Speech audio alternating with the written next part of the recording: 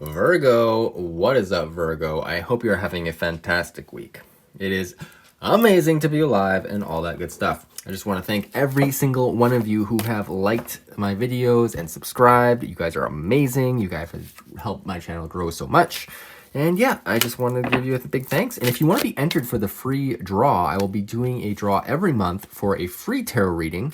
So yeah, if you want to be included into that, all you have to do is hit the subscribe button and let me know in the comments that you subscribed. That way I can scroll through the comments, pick out your comment, make sure you're subscribed, and then put you in the bucket. And if you want an extra reading, all you have to do is go to my website, sign up for my newsletter, which will also entitle you to 10% off your first reading, whatever reading you want. And yeah, I mean, that's the way to get extra entries. So yeah, check it out. All right, so before further ado, I will go into your astrology. And this is mostly for Virgo risings. That's what I do the astrology for. But it can also be for your Virgo sun or moon. All right. So let's go and see what we got going on. Today is the 11th. Pretty late in the day, actually. So we have the sun moving into a sextile with Jupiter and the Pluto conjunction. So the Pluto-Jupiter conjunction is very powerful. This is indicating a lot of change, and Jupiter just makes everything bigger. So like big changes. And this is happening for you in your 5th house of like love and passion. This isn't necessarily partnerships, just the way that you experience love and your creativity and like sex and all that good stuff. Yeah, very powerful house. This also has the house of children as well. So maybe maybe you got pregnant, or maybe you're gonna have a baby. Like, that's pretty exciting, right? So yeah, anyway, let's get into what else is going on. So we have a new moon this week, which is super exciting. It's a very cool new moon. At the same time of this new moon in Scorpio, we're going to be having Mars going direct, which is fantastic. We've been sitting in a Mars retrograde for like a while. I mean, like half the year pretty much. So yeah, we're going to actually see some action moving forward. And for you, that's in your 8th house of other people's money. And so yeah, if you've been struggling with like, getting clients and stuff, well, you can start to see this movement going forward, starting on the new moon. So it's a good time to plant those seeds of what you want to see happen, especially when it comes to your creativity. All right, and we also have a Venus is actually square Pluto at the same time, which is kind of like, I mean, this is your 2nd house. This is like your personal money, like your personal worth. And this is shining light onto like your creativity and stuff. So this is, I mean, it's beneficial energy, but it's also it's tumultuous at the same time, because it's like trying to figure out how to transform your money into something that's amazing. All right. And what else you got going on? On the 15th, the next day, Venus is square Jupiter. So this is a very interesting one, because they're 2 benefic planets. They're 2 really good planets, and they're like, they're at odds with each other, but at the same time, like Jupiter is like wants to make things bigger, and Venus wants to make more money and love, and so it's like this clashing of positive energy. So it's going to be a little bit of work to alchemize it, because it's your finances and your creativity. So it's like it's trying to find a balance between those things and making sure that you're not draining your draining your finances too much to fund your creativity, or like vice versa, all that good stuff. All right, and what we got on the 17th, we got Mercury opposition Uranus again. This happened about 3 weeks ago, and it's kind of like this unexpected energy, because Uranus is this unexpected sort of change and all this stuff. This is happening in Taurus, of course, which is your 9th house. Yes, this is your 9th house of beliefs. So this is Mercury moving from in your emotional house, not your emotional house, your action house, your moving around in the world, your writing, creativity. So this is Uranus really kind of acting on that, and unexpected teacher. Maybe your teacher messages you or something randomly that day. It could be positive, it could be negative. It's whatever lines up on your chart, basically. And yeah, it's just an interesting time. It also has to do with your belief systems and education and all that kind of stuff. All right, and I think that's about it. Yeah, all right, well, let's go into your tarot reading. that went pretty fast. All right, so what we got coming up? We're gonna do where you're at right now. We're gonna jump into what you got coming up for this week, and messages from spirit. We'll jump into your sacred symbols, and we'll get into a rune at the very end. And guys, let me know if you like the tarot stuff, if you like the rune thing at the end, whatever. I'll try to put timestamps on these ones going forward. That was a good suggestion from a viewer. All right, so let's see what we got coming up. Where has Virgo been? Where has Virgo been? Thank you. Oh, so Virgo's been a little bit anxious, maybe. Or also kind of letting go of the anxiety, or letting go of anxiety, but at the same time, kind of getting out of touch with their intuition. All right, so if that's been you, then this resonates. If this resonates with you, then this reading is for you. All right, let's see. Oh, okay. Well, we got a few cards here. So the underlying energy of this moon card is the Page of Wands. So this is an interesting thing. So you could have received some sort of message from somebody of like maybe a project, creative thing, and it's actually bringing in a lot of money, which is fantastic. This is like the ultimate happiness. So you're coming in from a very good week, but it's like, you know, you weren't even operating from a place of intuition. You're just going with the flow, and you got the Fool here. So yeah, it's like you just kind of went for it. Which is fantastic. Like, why wouldn't you if it's such good energy? Like, heck, I would. So yeah, I mean, that's really good. I mean, this could be somebody else, just like bringing you this energy, very fiery energy, also very young, but it's leading to an abundance. And yeah, this is a very good place for the Fool to be, especially on the Ten of Pentacles. So fantastic. All right, well, that's the fastest that was ever gone. All right, let's go into what you got coming up for this week. Where are my lovely Virgos going to encounter this week? What's up with my Virgos this week? Thank you. Cards. First is the King of Swords in the reverse position. So you're not being very clear with your communications, it feels like, this week. Or somebody isn't being clear with you. This could be somebody else as well. This could be a man, perhaps. Somebody who isn't on top of their game. It feels like maybe they're being a little bit too harsh. It could almost be ignorance, I want to say. That didn't come up before. All right, so let's see. What is the underlying energy of this King of Swords? Whoa. So you got the Six of Pentacles in the reverse position, which means that things aren't fair this week. So what is up with this? So we got the Six of Pentacles. So yeah, I mean, the Six of Pentacles is always like, you know, making sure that everybody's happy, you know, not giving as much as you're receiving. So in this position, it's like, are you receiving more than you're willing to give, or are you giving more than you're actually receiving back? So there's a kind of like a check balance here that has to be taken into account. See what the underlying energy of this is. So it's about passion. It's about this whatever this is. I mean, you did get a bunch of abundance, which is amazing, but it feels like you're being brought back to the point where you're going to have to use your willpower to get through this situation this week. Like, you got to communicate that as well. So this King of Swords, maybe like a boss situation, or maybe like a husband, or even a wife, doesn't matter. Like it's just the energy. This is somebody who's can be very harsh, and it doesn't seem like they're being very fair. But in any case, you have a good idea and you have a good sense of passion, and you have a new direction, it feels like. So it feels like you have a new direction. So let's see what that's about. The Queen of Wands. So yeah, it's like, this is like knowing the value of that direction, and being able to receive abundance from that. Because like, she's got the pyramids there, so she's operating from a place of wisdom, and like the cat here is here to protect her.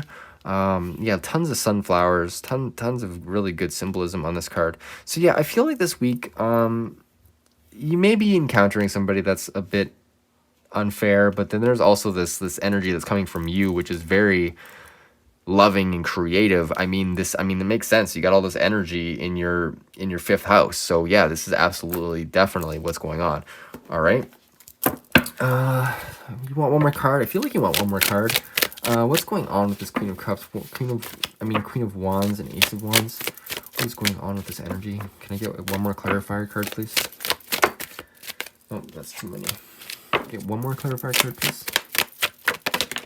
Thank you. Ooh, the Three of Cups. So this is some sort of celebration. I feel like you're needing to get away from this energy that's unfair and kind of move into your own energy and like be around people who are like of like mind and really move into that, because I feel like, you know, this is celebration. This is the Three of Cups. This is celebration. Getting together with your friends. Yeah, like absolutely. I mean, obviously, you know, be safe and all that stuff, but I mean, if they're your friends, I mean, shit, you're probably good. All right, so let's move into what messages from Spirit. You know what? Yeah, let's see what the messages from Spirit are for you this week. So what are the messages for Virgo? What are the messages for Virgo this week? What are the messages for Virgo this week? Ooh, got a few cards here. Okay, so we've got the Tower in the reverse position. So you kind of know what has to change. But you're kind of denying it. It feels like you're kind of avoiding it in a sense. And you can be the person who is, you know, you can be the person who is facing life and actually going with it, or you can be blindsided and kind of like falling backwards. So it's up to you, whatever you want. But anyways, this indicates some sort of, you know, moving forward, getting back to basics, and you're going to have to do it before the world does it to you. All right, let's see what the next card is. Ooh, interesting. The Devil in the reverse position, which indicates freedom. So yeah, maybe you're trying to get away from somebody or a boss or something, but you've stepped into your self-worth, which is fantastic. All right, so let's see what we've got. 3 more cards here, so let's pull them up. Let's see what's the underlying energy of the Tower and the Devil. 4 of Swords. So yes, this is you needing to actually go deeper, take a break, meditate. This is like really kind of just like going back into yourself and figuring out what direction you want to take. The Swords, you know, chose a direction. So by taking a break, I feel like it's going to make things more clear. And let's see what the underlying energy of this is. The Page of Pentacles. So yeah, I don't feel like it's I feel like through this meditation, you're gonna end up in a place where you're gonna have to communicate to somebody about money. If that resonates, that's for you. But if it doesn't, yeah. But Virgos, I think you're gonna have to tell somebody something, especially about money. All right. Let's see what the next card is. The 10 of Wands. Yeah, because you're feeling overworked. So maybe you're needing a raise, and maybe you're just needing to communicate that to your boss, or you know, maybe you're overburdened taking care of the kids or something. like who knows? It's up to you to interpret that. But yeah, this is you're just very overburdened. But at the same time, the 10 of Wands is a sign of completion. So I feel like if you're able to communicate this is to do with like earthly things, like, you know, work and rest and money and prosperity. So if you need to communicate something about your own prosperity, yeah. And yeah, with the 10 of Wands here, I feel like if you're able to do that, you're going to be able to get over this overburdening. But if you just ignore everything, well, then you're not going to feel very free. You're not going to get rid of these burdens. But Spirit is definitely indicating some sort of change here, especially in regards to some sort of feeling of being trapped, which is moving forward, and you're gonna find the answers in your meditations. But yeah, it's a heavy load to bear, and I don't blame you. So yeah, let's move into your sacred symbols and see what energy needs. What does Virgo need to hear? What does Virgo need to hear? There's too many. What does Virgo need to hear? What does Virgo need to hear?